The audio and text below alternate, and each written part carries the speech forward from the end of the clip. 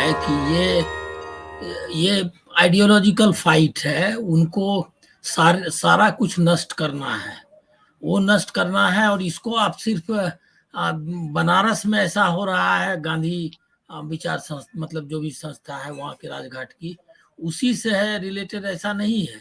वहाँ साबरमती में भी ऐसा ही वो कर रहे हैं। और बाकी जितनी मतलब वर्धा में भी यही हाल है। और जालियाना वाला बाग में आपने देखा ही कि किस तरह से उसका जो उसकी लीगेसी थी उसको उन्होंने किस तरह से कर दिया, उसको बाजारीकरण किया। और ये सब के पीछे जो भी नक्शा बनाने वाले वो विमल पटेल, जो उनका भी वहाँ का संसद भवन बनाया है, और वही शख्स वो सारा डिजाइन करता है। तो एक तो है क्या कि जो मार्केट फोर्सेस का हमला है, वो तो है ही।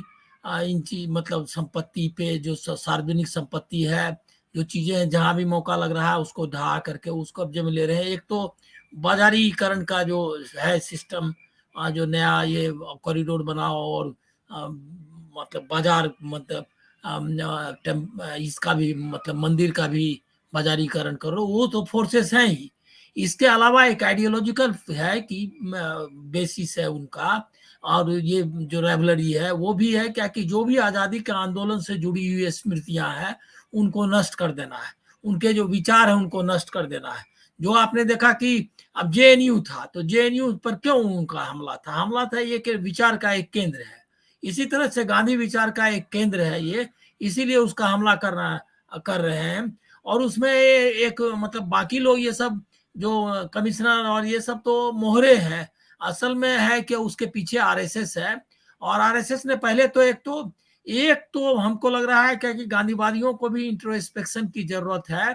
आप जब से जयप्रकाश आंदोलन हुआ उसके बाद से गांधीवादियों का सरोकार बहुत ज्यादा बढ़ गया संघी लोगों से। तो जो इसमें जो कुछ लोग जो जिनके जिनके नाम चर्चा भी हुई है, वो सब व्यक्तिगत भूमिका उनका बड़ा बहुत रोल हो गया उन लोगों का, उनको पता भी था, इसीलिए आसानी से। अब जैसे ये जो कला केंद्र जो आ गया यहाँ, तो इसके बारे में जो अभी उनके ये हैं मतलब मुखिया, उनको ये सब जानकारियां थी, इसे इलाका उनको देखा हुआ है, तो उनके लिए उनको भी आसानी से दिखा अनुभव उनको अनुभव भी है, तमाम अनुभव भी है। संस्थाओं पे तो कब्जे का अनुभव भी है। अच्छा, उनको उनको ये इक्वेशन भी पता था होगा, तो अब आसान। और ये मोदी जी का प्राइम ड्रीम प्रोजेक्ट है, निश्चित तौर पर वो सब जुड़े हुए हैं, मामला जुड़ गया है।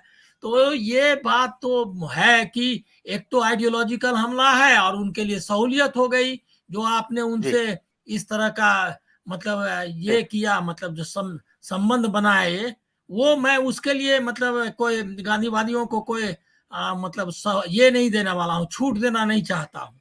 इसीलिए कि ये बहुत ज्यादा साठगांठ हुआ, सब जगह संस्थाओं पर उनके कब्जे हो रहे हैं। ऐसे थोड़े ही हो गया कि आरएसएस घुस गया। आप आइडियोलॉजिकली आपने कॉम्प्रोमाइज किया चीजों से, आपने समझौते किए।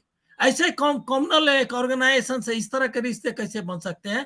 मैं व्यक्तिगत तौर एकदम पर नहीं ठीक बात जानता, है। व्यक्तिगत तौर पर तो ये लोग में हमारे भी कई मित्र हैं उसमें, लेकिन वो व्यक्ति, लेकिन इस तरह के समझौते थोड़े ही हो सकते हैं। सांगठनिक समझौते किए इन लोगों ने, उनको जगह दी, उनको संस्थाओं में रखा और सब संस्था में ले लिया। एक आइडियोलॉजिकल एनिमी को आप जिसका संबंध गांधी हत्या से है जिस संगठन का, उसके साथ अगर आप इस तरह के रिश्ते रखेंगे तो आपको इसे भुगतना ही पड़ेगा। तो ये भुगत रहा है। लेकिन ये है कि एक मानना चाहिए कि जो जिस तरह के सदाशयता दिखाई गांधीवादियों ने, उसका ये परिणाम है। और वो संगठन उनके साथ दगाबाजी कर रहा है, इसको भूलना नहीं चाहिए। और ये यहाँ नहीं हुआ है, अहमदाबाद में मतलब साबरमती में भी किया उन्होंने, वर्धा में भी कर रहे हैं, और बहुत सारी संस्थाओं के बारे में व्यक्तिगत बिल्कुल। जानकारियां मिलती रहती है। मैं और अनिल जी जालियाना वाला बाग के साथ भी वैसा ही किया उन्होंने। आपके पास बाद में आऊंगा। मैं डॉक्टर